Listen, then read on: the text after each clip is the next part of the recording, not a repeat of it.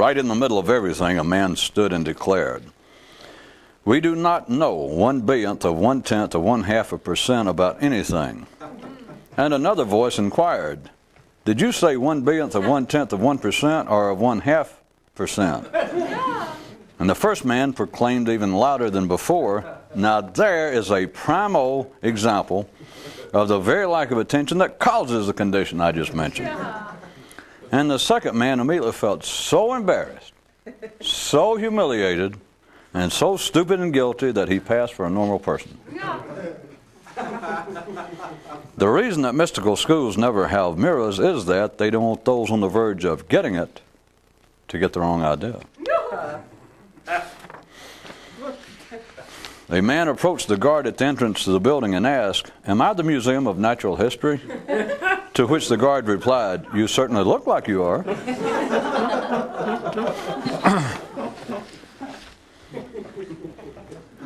It has been said that the more corrupt the state, the more numerous the laws.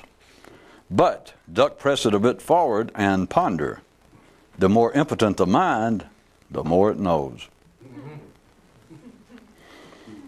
There was once a man who sang to himself, explaining that the only way it was bearable was the fact that he was tone deaf. As soon as life allowed Adam and Eve to start going out on day passes, one of the first things they began to do was talk to themselves. Except they right off commenced confusing this with talking to each other. The not-to-be-outdone neurosurgeon looked inside and admitted, "Sometimes I still can't tell one side from the other." Which may be why he continues to be confined to three-dimensional operating rooms. And why John Philip Sousa's girlfriend continues to bug him as to why everyone marches to the cadence of only 1, 2, 1, 2, 1, 2.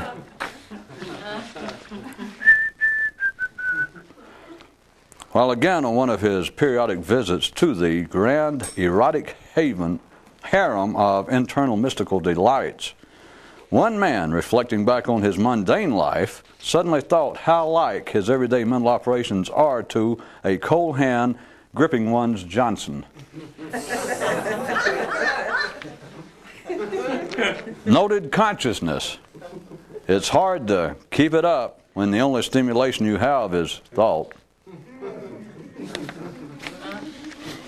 Some days you seem closer than others, and some days further away. But just how far, ask yourself, from life can you stray? In trying to run this maze, you're not unlike the rat. Schooling won't do you near the good, as will constant gnawing. In his attempt to be soulful, one guy began writing a blues song. Oh why was I ever born? At which point life interrupted him and said, "Say, look, we've got two problems here. First off is that this idea has already been run in the ground, and second is that even if I told you, you still wouldn't know." And the guy decided that he might take up, painting maybe. How you can tell. You probably could do it anyway, but here it is anyway. How you can tell. The weak like to talk about their weakness. Everyone can be a fool and not know it, except the awakened.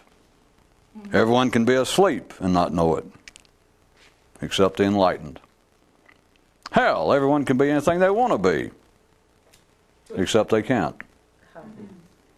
Then hell, you ask, where does that leave the more alert? Can you picture a road map with no edges and no stable destinations? The mystic's boogie. Beat me, daddy, 8 to the everything.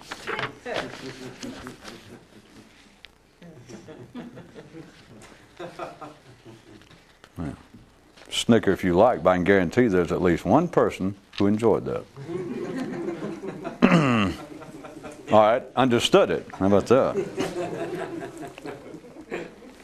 People, even amongst those apparently involved in stuff like this, who don't really know what's serious and what's not always seem the most serious. Okay, put another way. To make up for not knowing what's really serious, men are inclined to act serious. And civilization nodded its sincere approval. Words are important. Well, at least they can be. In his continuing frolic of confusing the words etymology and ornithology, this one man had his brand new suit ruined by a red-breasted preposition.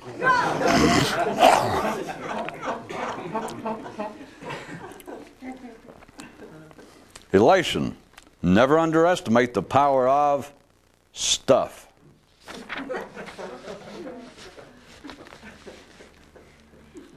Etymology and ornithology. The ordinary's general motto is, don't overdo persistence and consistency. Except, of course, in one particular area. And that, of course, being in remaining ordinary and all that that entails. Man's collective mind flutters its eyes as to him it coos and flirts. I just love it when you don't tie me up and slap me around. A man wrote Muhammad, if the attempt to become conscious at a new level is the ultimate hobby, then is not the effort to remain ordinary and as you are the double ultimate one. Finding, routine minds will remain as they are regardless, so why screw with them? Plus you save postage.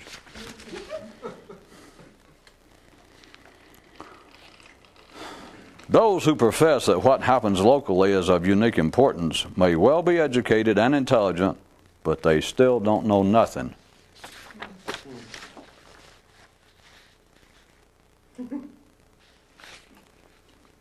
Know thyself, study thyself, straighten up there, and get in step. That's the heading. The routine left to say that we can't know where we're going unless we know where we've been, since they can't comprehend either. All sane, reflective people periodically feel that they have forgotten some secret they once knew. Moral. All sane, reflective people periodically feel that they have forgotten some secret they once knew. To the natural mind, everything about the Enlightenment sounds spooky. That's because it wants it to. Superior definition of an artist. One who's never seen a painting, read a book, heard a symphony, or in any other manner personally entertained the output of another. Upshot. Only those who can't create have any respect for those who can. A reporter asked a lion, is it trying having to live among jackals? And he burped and replied, huh? To the keen of eye, ignorance is visible.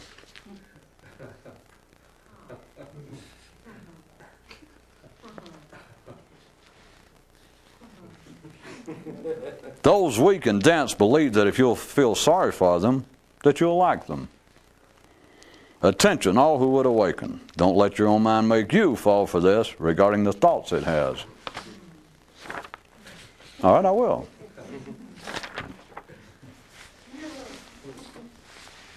Medical news from a closed system.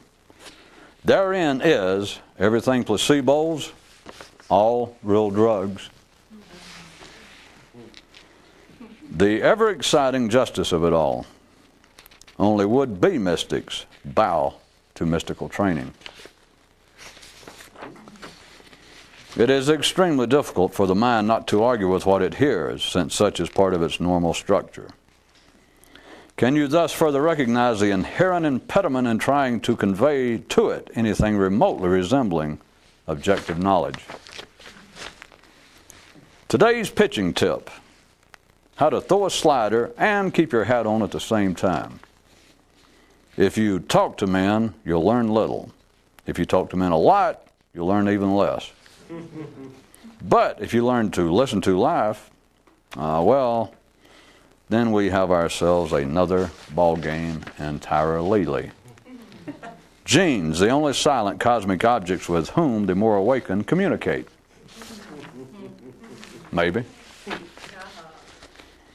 Superior mathematics. Those who believe that there is something in man's past to which he should return are one number, but those who further believe that he can are an even sorrier digit than the first. Remember, if with this you find favor, you heard it here first, and if not, somewhere else. And yet one more way to spot the words of the enlightened. They will convince no one of anything. Educational update. No need to study history, you're sitting on it. Patriotic karmic supplement. As he was being led to the hanging tree of possibilities, he said, I regret that I have but one past life to give to my future. And so it goes when you're on your toes. One man began to wonder if those who know aren't given a memory that somehow works in reverse. Some more of that invisible internal justice that seems so questionable. In spite of the warnings from his friends, one man who struggled for that extraordinary understanding continued to spasmodically remind himself of the possibility that only he took life seriously, while it is the routinely dazed and dunderheaded who quietly know better. Those who believe that the more awakened are saints and do-gooders have reason to be spooked. That is, if abject ignorance was fair cause for the jitters. Defined. The extraordinary talking about ordinary affairs. A cat playing with a mouse. No. 6 million mouses. Why men have public institutions, gather in groups, hold up heroes, talk, and fret over fashion and their position in the herd. That's the title. The precarious don't like to be insulted, and the certain can't. Well, I'm sorry, I can't wait any longer. Dr. Zork's prescription for when you're feeling almost well enough to realize how sickly you generally accept you to be in spite of the fact that you're still sufficiently healthy to make such a specious determination.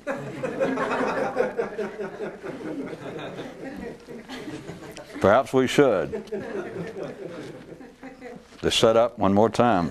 Dr. Zork's prescription for when you're feeling almost well enough to realize how sickly you generally accept you to be in spite of the fact that you're still sufficiently healthy to make such a specious determination. And I herein quote it in its entirety, the prescription. Feed a mind, starve a smaller one.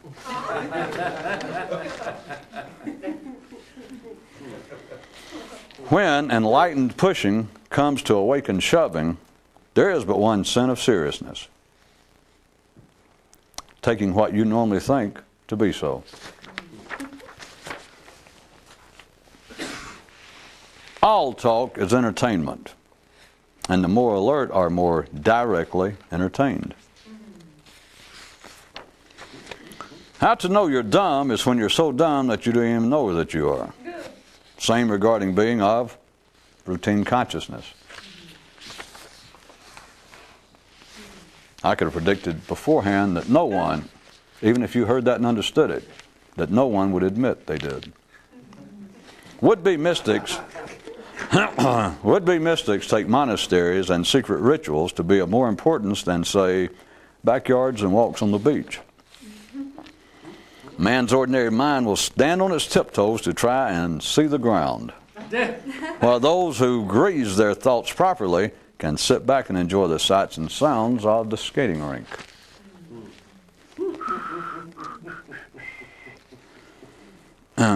The great mythical quest attracts all types of people. One would-be knight, when asked what he hoped for in his journey, replied, to get laid. Verdict. The quest is composed of the same creatures who make up the general population of life. Humans.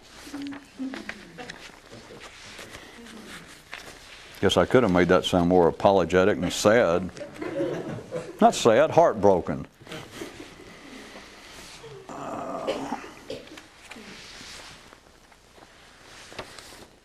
I was going to tell a story, if I can make it up fast enough.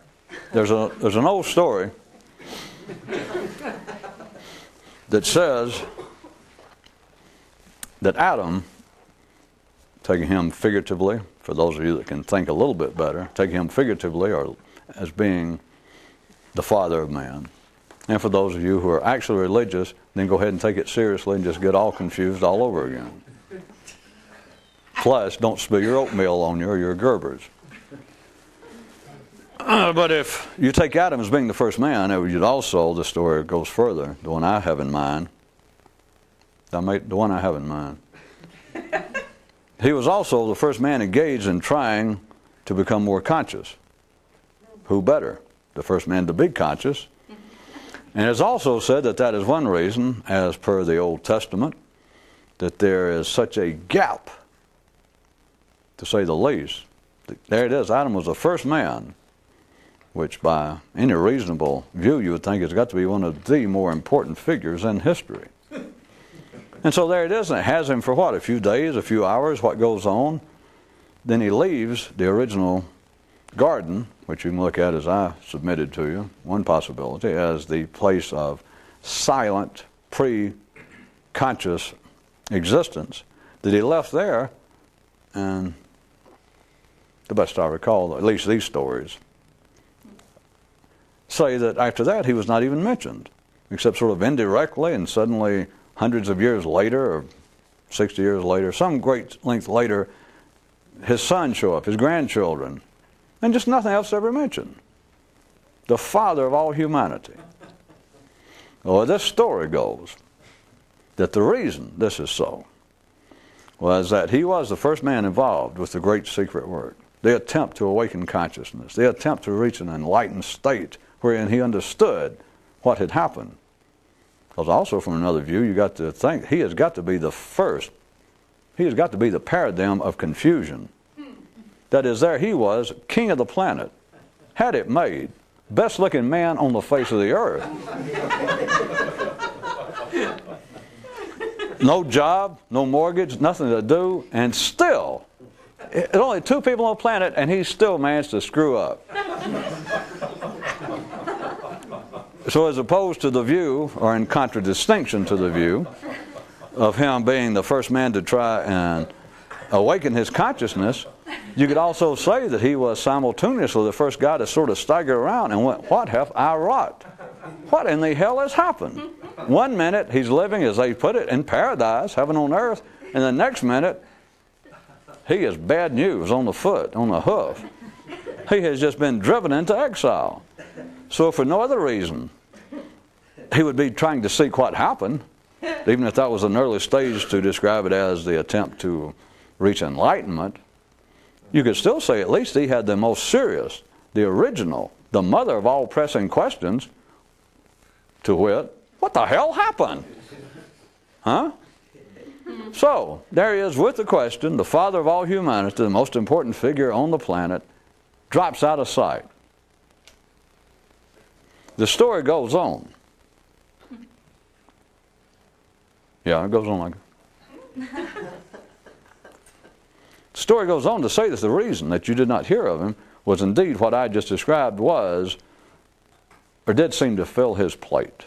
And there he sat, years and years and years and years, that life appeared to be just a hodgepodge, a puzzle, a labyrinth, a mystery. What in the hell? What is this?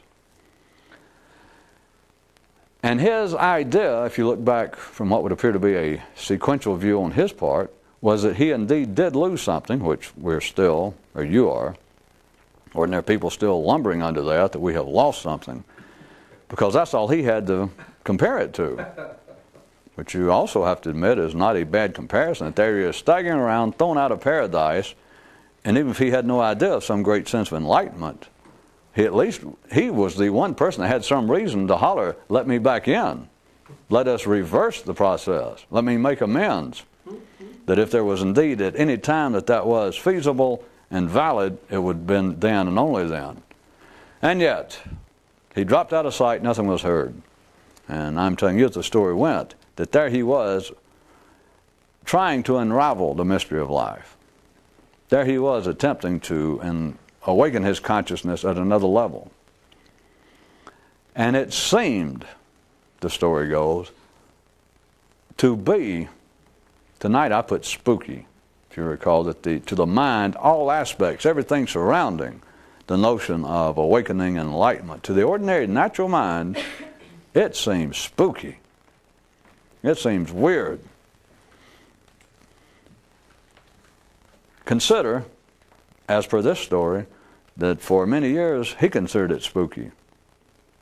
What had happened to him, his position in life vis-a-vis where he started, and all of you were thrown out of paradise also. Everyone remembers that. You were born. You came forth as a little pink, hairless piglet. So in a sense, you actually have relived it, as always, that you were thrown out of a silent paradise, your mother's womb, wherein you had to do nothing. You did not have to toil. You didn't have to think. You didn't have to talk. You didn't have to ask to be fed. You didn't have to ask for anything. So everyone has done that, but there he was, originally, the original man pondering, wrestling with the problem, and it seems spooky.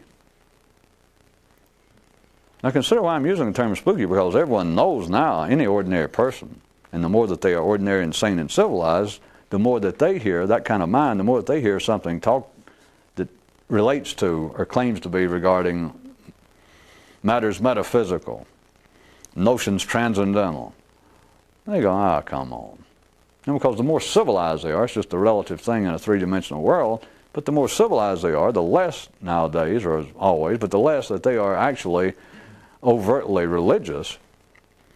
And so they look upon this as almost being a simplistic form, a more primitive form of religion. This is absolutely spooky. Back to the story. The story says that the reason you didn't hear about Adam after that was that he was the original wrestler with the problem, the original seeker of the mystery, the original trailblazer of the mystical quest.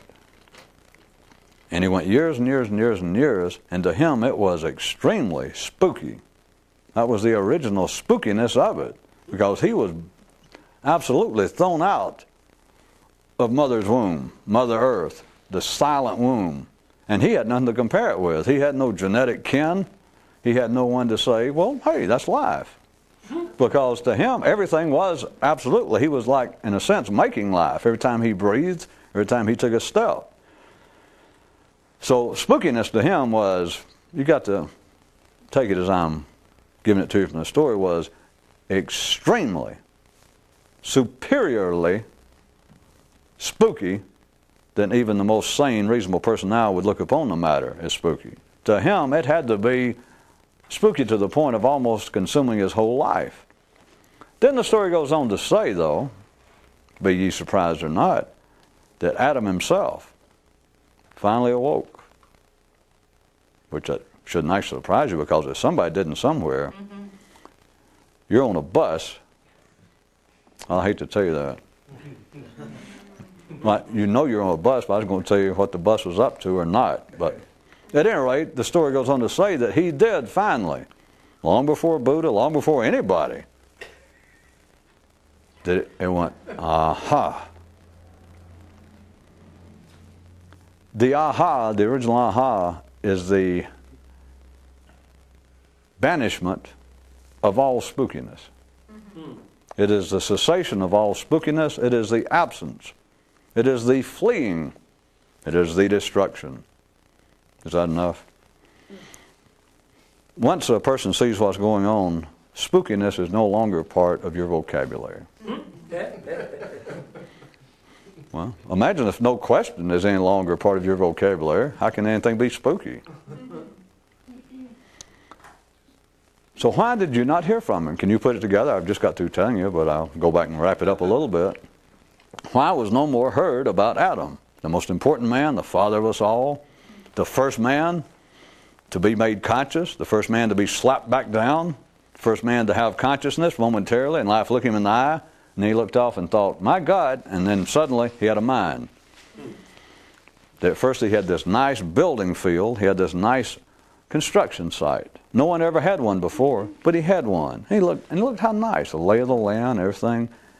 But before he could do what he wanted to do with it, even though he didn't know what he wanted to do with it, before he could get around to it, first thing you know, he had a mind. That's when life told him, get out of here and go to work. Yeah. And he had a mind, and the first thing you know, he looked around, and he had a damn double wide on the property. He had a Jim Walters home.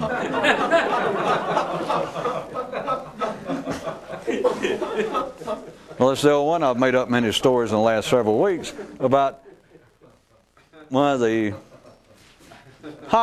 little funny things about the way life's treated man is it makes him conscious, and a split second later it gives him a mind to think about it, and he's no longer as conscious as he could have been. That's what all these stories are about. So now back to the unknown story about Adam. Understand, he disappeared. The father of us all, the most important figure in history, disappears. But now consider the story I'm telling you. He was the first man to be made conscious. Then, in a sense, the first man to be made less than he could have been. The first man to be aware of the fact that I'm now conscious, normally referred to as self-awareness, self-consciousness, that, yes, it's me, and I'm thinking there's a world in here. It's not the silent world that the other animals experience of just simply reacting to the environment on the basis of survival, physical survival. But now he has an internal world, and he thinks about himself inside of this system. So he was conscious momentarily, like my other old story of going down the assembly line, and everyone has a split second that life looks at you, sort of as quality control. And you're coming by, and you got a split second. You and life are head to head, face to face. And if you're normal, if you're sane, if you're a decent person, you blinked. If you're not, glad to see you. Welcome. Stay tuned. But everybody has a split second, and they begin to think. And that was the end of that. This story says that Adam was the first man to be conscious, and therefore the first man to be made intellectual, to have the mind superimposed on consciousness, this Jim Walters, this fly-by-night, double-wide, because I'm being funny, it was probably one of those 12-footers. Damn trailer has been put up on this expanse of a possible building site for additional consciousness. He was the first man to have all of this happen to him. So he was thus the first man, to use some of the old mystical ideas, he was the first man to be put back into a state of confusion. He was the first man to be put to sleep. He was the first man to have his consciousness lowered. In other words, he was the first man that was conscious. That there he was conscious, and about the first thing that happened was life mashed it back down, or lower than it started out, which is not actually true, but spatially there's no other way to describe it right now, because words are spatial. So it was like he was the first man that was conscious, and immediately thereafter he kind of looked around, and before he could even go, wow, look at all that's going to be possible, it's like he couldn't even get possible out of his mouth until somebody went, like a cartoon went. So he was the first man to experience all of this. He didn't have anybody to read. He didn't have any mystical literature. He didn't have any weird occult New Age groups meeting down in the annex to the public library's main reading room. And he had to do it all. So he was the first man to be conscious, the first man to be aware that he was less conscious than he could be, the first man to want to try and awaken his consciousness, to enlighten himself, to discover the secret, to go off on the quest, to discover it. He was the first man to have to do it all. And the story says the reason you never heard from him was he accomplished it. He went from it being spooky, which I wanted to lay that on you to impress it, that to him that was original spooky. Not just now of some ordinary middle class man who teaches math or science that hears about such as this and go, God, that's spooky. Now, even if the people appear to be all right, even if they appear to look normal, that's spooky. That's not spooky. This is leftovers. You got to remember, this is an echo of 8,000 years ago. It's like Adam stood up and went, this is spooky. Now what you're getting now is 8,000 years worth of echo, which just shows you the kind of wherewithal, the kind of strength ordinary minds have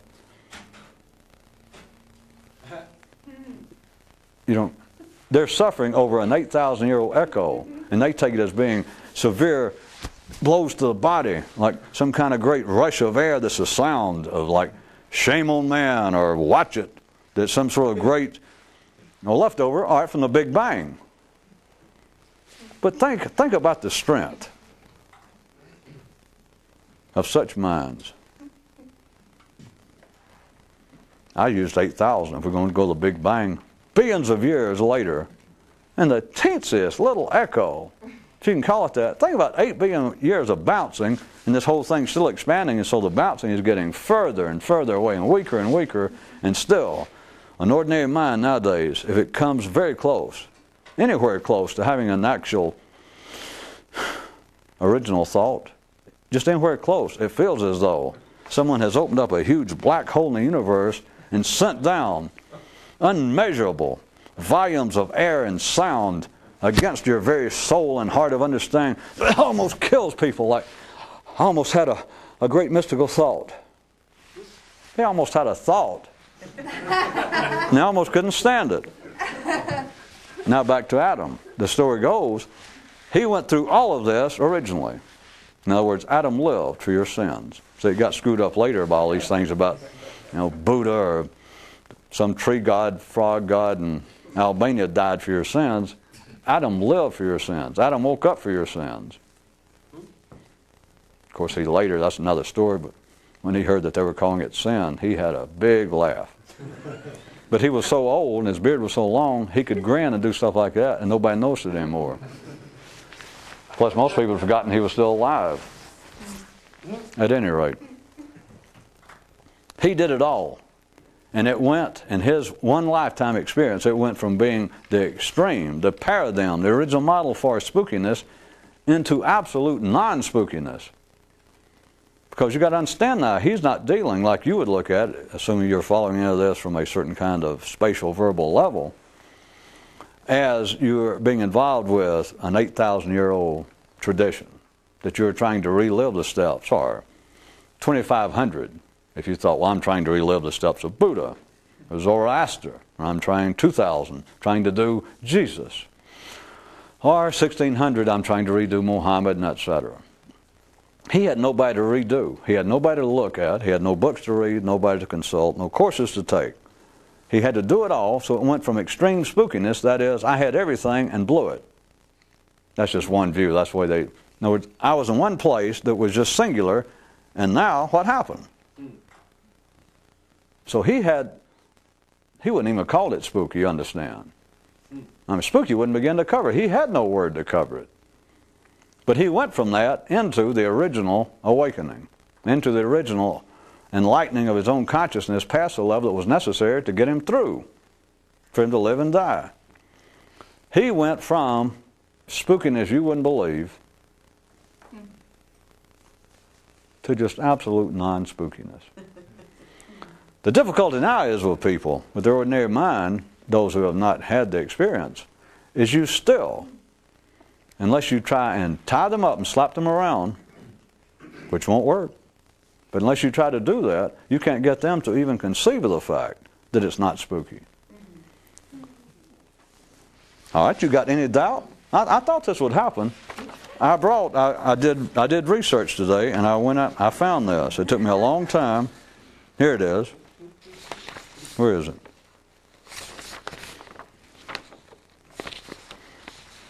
I don't guess I brought it. I found it was a very obscure book. I had to travel a long ways. That's why I was late getting in tonight. It said that the ordinary mind, a man's natural mind, finds the whole idea, everything surrounding, the most innocuous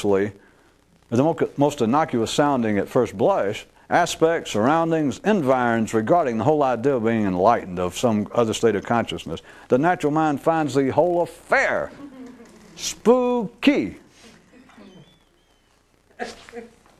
because it wants it to be. We are, of course, taking literary license again because each person's individual mind does not want it to be. Some of the ordinary dunderheads believe that their mind can do anything that they want to do, or their mind wants them to do, or some strange combination thereof. But that was the way I brought it to you originally tonight. We can do it another way, in case you hadn't already done it, is that the natural mind of men take all aspects, everything they hear about the idea of being more conscious, as being spooky. Because they want it to be. Rather than say because they want it to be, if they hear it and do not dismiss it out of hand completely, if they just tolerate it, entertain the idea for a second, what else can they call it? Spooky.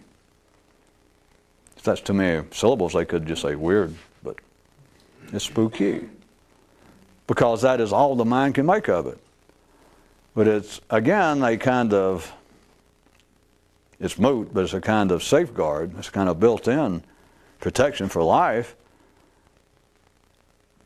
And you can't slap someone out of it to start with.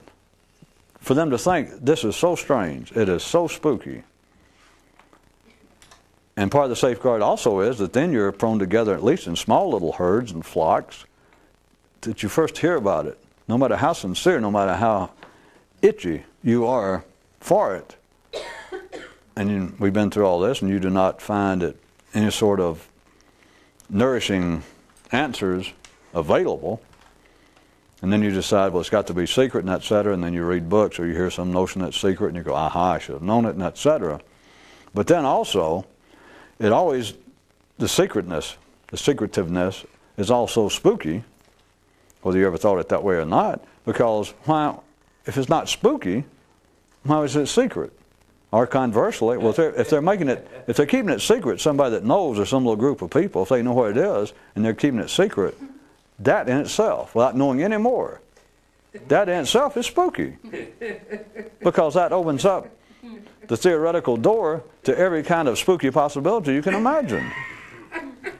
To just hear the idea that there's some kind of knowledge that's been trailed around, according to some of the stories from Adam on, but there's some sort of group of people that have kept some kind of knowledge alive. There's maybe the people, the line of some genetic strain that was there, which everyone was, but another version, and they heard the original Big Bang, the boom, and there's been a line, rather than look at it as the direct cessation of popes, a kind of direct carrying of secret information in some mystical school. You can look at it as being a genetic line all the way through planets and universes, and then galaxies, then solar systems, then individual planets, then down to a man, then down to humanity, and then down to one group of men, one family. There doesn't have to be some idea of a continuing line from Sir Galahad or from Jesus or from Muhammad, that there is still now a line that just however it happened, that like everyone else, because everyone was originally Adam, that is, everyone was there at the Big Bang, and that everyone heard the Big Bang. And if you could go back and hear that right now, then you would have God saying the first word in Christian and Jewish literature or the Islamic tradition, but you would have heard creation. You would have heard it go, bleh. You would have heard it say the word, the logos, the original. It would have said, hey, aha. You would have heard it. But now it's been 8 billion, 10 billion, whatever you want to pick out, 8,000 years, and it's bounced everywhere. It's gotten so weak that people are not sure what. And so they keep wanting to look for reassurance. They want to find an expert. Yes, I'm a priest, I'm a rabbi. Well, you must know the secret. Which is good until you ask them directly.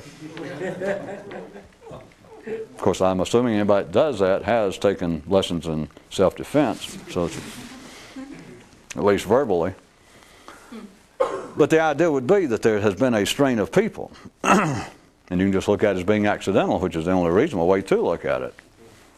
It's only part-time drugstore mystics think, nah, there's some group of people that did great work. You mean maybe they were there when the Big Bang went off, they were there to help. Or when God decided to create everything, there was this guy staying around with, hey, I ain't doing anything, I'll help. And so therefore, God favored him and all of his progeny, like, well, in that case, you'll know a secret. He went, oh, okay, if that's all you got, I'll take that. That's the idea that there is some special favored group of people. They always love that. Would-be little mystics, they love that notion because it fits right into conspiracy, like I knew it. I knew it, and it's them holding it all together. Yeah, right. But look at it another way, it would be accidental if you got any reasonable view of any of this, which is sort of funny to say if you have any reasonable view of that.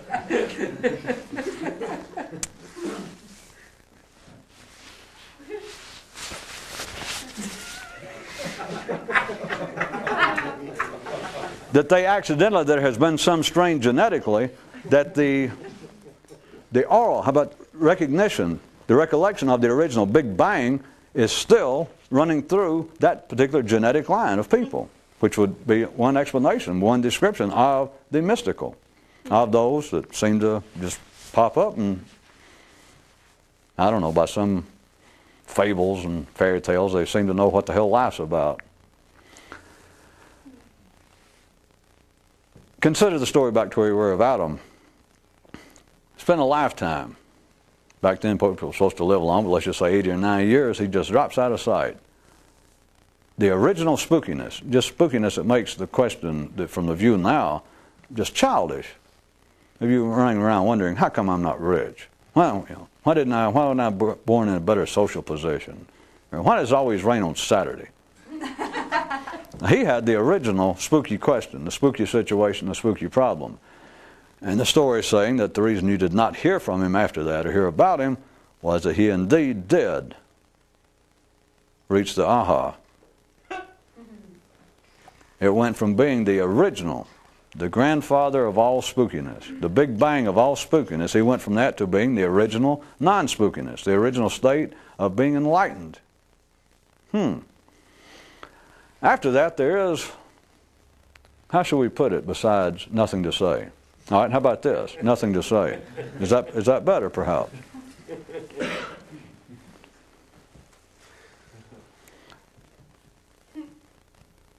If you didn't lose your place, I was also trying to point out is why people end up, how hard it is, damn near impossible to make people see past that.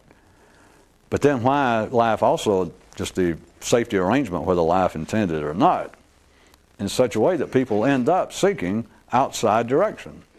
That, well, this is so spooky and I don't know where to go, so somebody else must know. And even those, this is all a kind of relative staggering around the edges of the general parade, even if you do not fall into the clutches of some charismatic madman, of course you haven't or you had been burnt to a crisp by now. We would be roasting our marshmallows and weenies over your remains. That seems to be the only fitting in for people who fall into the clutches of a charismatic madman. Because come think about it, from some people's view, that's kind of a more exciting life and end than just you live your whole life being a middle-class boob and an accountant or working at a service station.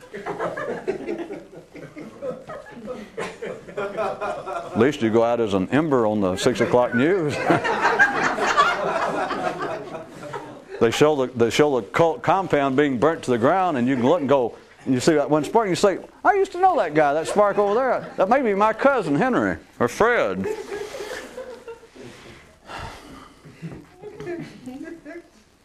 People gather. I was going to point out there's a purpose for this. It's not to talk about ordinary affairs of life, but it's to talk about what position in which you find yourself and all the things that this is not, which is a lot easier than telling you what it is since you can't. Which is why you end up talking about everything in life. Because if we live long enough and you hear enough, I'll finally talk about every possible thing that can be said. And right before I die, if I time it just right before I die, and somebody's going to say, well, don't die now, tell us the last thing. And I go, I just did. And then just before I die, I'll look, and at least I hope a few people go, when I say I did, that was the last thing. I just described, I spoke about the last possible thing in life, and I look up, and at least somebody go.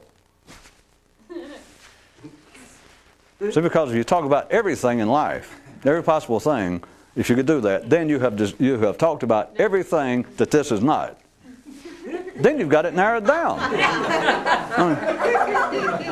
Even, may I say, for a dunderhead. You understand, just mathematically.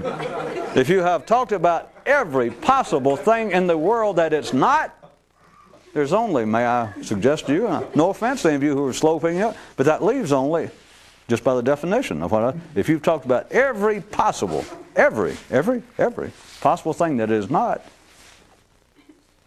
you've only got. But people will gather together after they realize that their priest, rabbi, and mother and father do not know the answers to the questions they're asking. Most of you were probably in some way, well, even if your parents tolerate it, and you end up and you ask some teacher, some priest or rabbi, and then in school maybe a philosopher or some writer, Then maybe some, you hoped, charismatic, though not necessarily a madman, guru somewhere, leader. And you find, well, nobody knows. And then you hear about the idea of a secret knowledge, and you like that. But then it's like the last ditch, if life needed it, of really making sure that you don't wander too far astray, is for you at least to end up in some sort of group of people that, again, will assume that you did not fall into the hands of some charismatic leader. That you end up is like just being kind of a band of curious seekers or doubters or people who are not really convinced of any particular thing, that you can get together and hold discussions. And people come in, one group, or maybe you assign things, and one guy maybe goes off for a while and he studies Sufism, somebody's Zen, somebody checks into the latest would-be mystical groups in their neighborhood, in their particular country. And they like get together and they discuss, they drink coffee. It could be great fun. Of course, you can do it all in your own head. If you're a good mystic, you did all that in your own head somewhere, probably between 17 and 21 anyway. And if the caffeine didn't kill you and the weird stories didn't kill you, then you made it this far. But that is part of the collection in a herd of people. Again, I'm not talking about the people who actually go off the deep end, or that is people who actually become convinced of something. It doesn't matter what. But as they become people who say, well, I've decided, after all my extensive reading and being somewhat disappointed, to say the least, and the contemporary living would-be charismatic people I've met, I've decided that Buddha had the right idea, and I've decided without any doubt, and they want to open their shirt to show that they have tattooed somewhere, I am Zen. I am a Sufi. And they begin to call themselves that. To get together in a group and not have any real decision as to what you're doing, though, keeps it all so open-ended that it all remains spooky for the rest of your life. And then, but within those confines, the people who then find the idea of spooky is to be almost a positive suspicion. As long as you believe that you have got to go from Paris to Istanbul to ride that great mystical Oriental Express,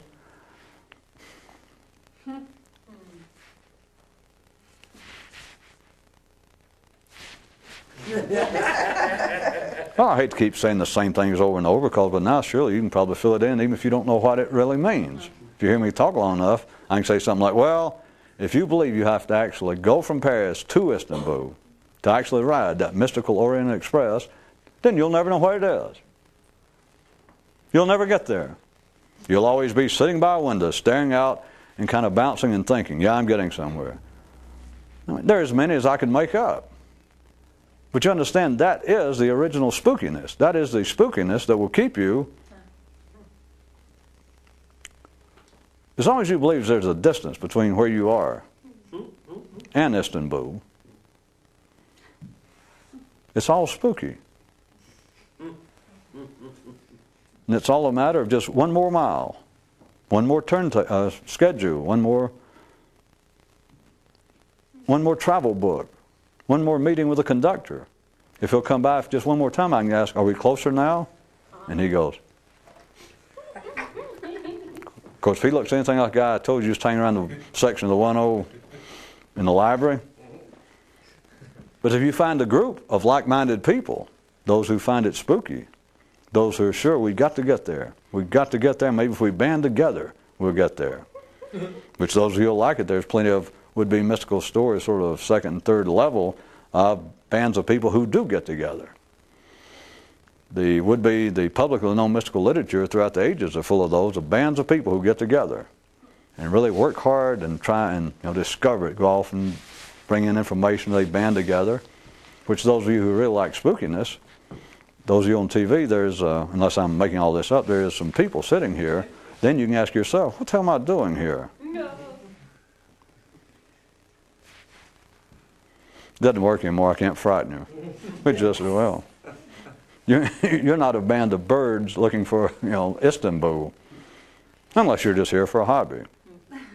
Then if you are, we're selling, by the way, just to help raise money for our building fund, some X-Acto knives and some glue and some real nice colored craft paper after the show.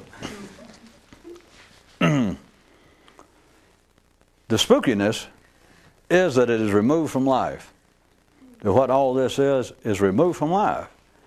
And if you try and tell somebody point blank that it's not, a lot of times you have taken the glue out of their hobby. You have taken the blades out of their X-Acto knife when they've been whittling little statues of Buddha and Jesus and Abraham. And it's like you dull their blade. Well, what kind of crap? Why would you tell a child that? Then, of course, they should catch themselves and go, no, I didn't mean child. I mean, it's a metaphor. I know. Why would you shoot a child with a wild duck? And then they could say, well, wait a minute. You took the metaphor too far up into the attic. That's only because you live and reside in cold climes. I believe we've about pressed that one as far as... No, we haven't, but there's got to be a debarking line of some sense of decency somewhere, my God. Plus the tape's running out, so...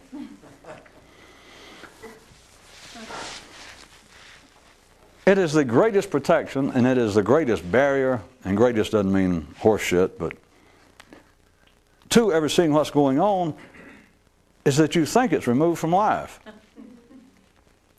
And there's been people here and there that's pointed out, it's not I'm the first person to put it that way, but if you try to tell people that, especially the good, sincere would-be mystics when they start with, imagine what it would have been. Of course, again, everything's balanced out, but what if you were the archetypical person I've described, that here it is, you were 19 or 20, if we could move back now, and you had already read enough books and already been, in a sense, given up on trying to find answers at your neighborhood synagogue or church or university, or that you were at the point that you already started reading and you had already run across the ideas of Sufi schools and Zen schools and mystery schools in Tibet and perhaps mystery secret schools as far back as Egypt and Greece and all that, and you go, yes, and just what little they say, just one or two sentences they say, we've been able to translate as best we can one piece, a fragment off of a vase that we found in Ethiopia, and we can't even date this, at least it predates Egypt. And that one little fragment of a sentence, as soon as you read, you go, ah! They find it hidden down this cave. And you realize there were people doing it. In other words, Adam was doing it before I was here. Yes, I knew I was right.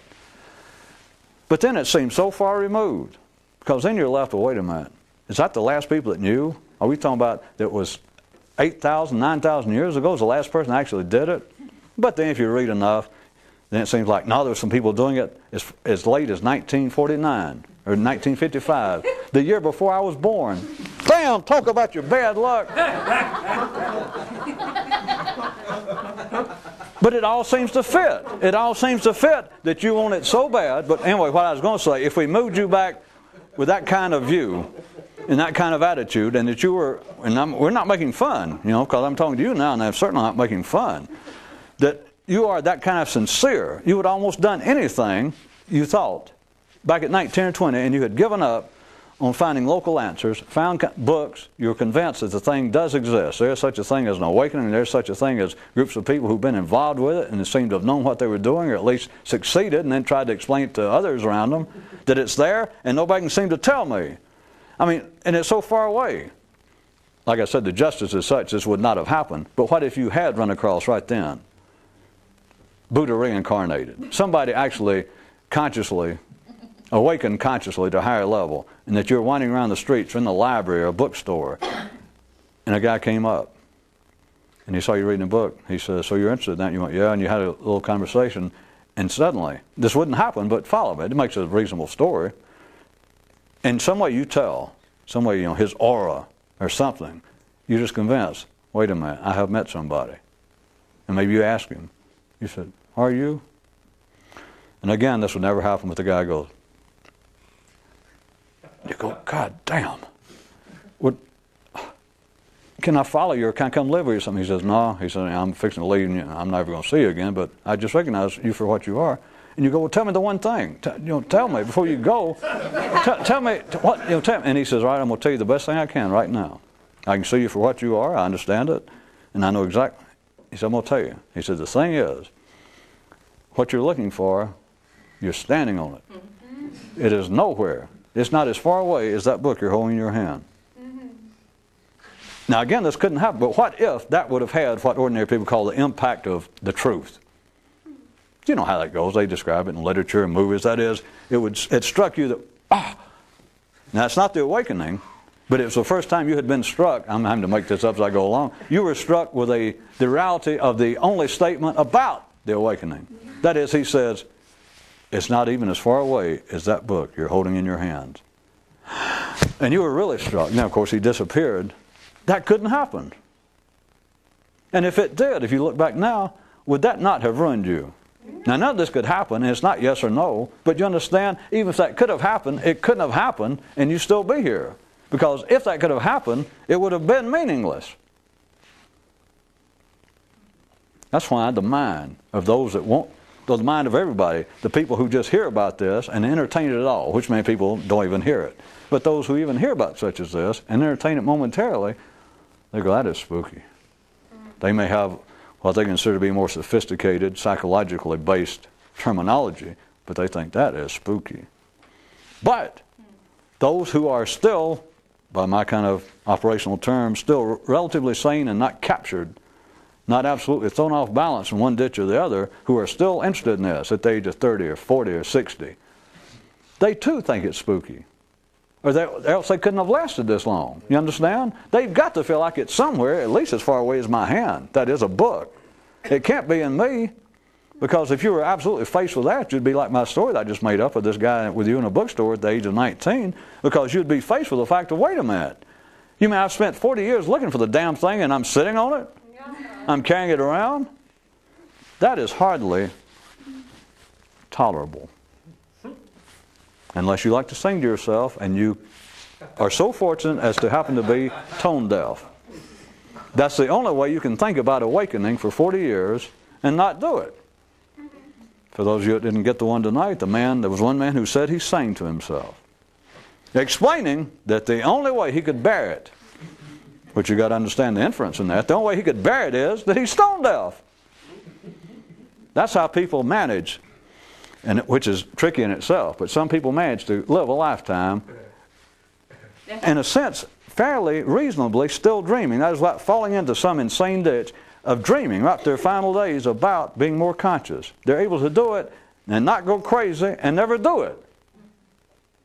But the only way they can do it is to believe, to continue to operate on the basis that it's spooky. That is, it's out there somewhere. I just know it is, but I just can't get my hands on it. How true.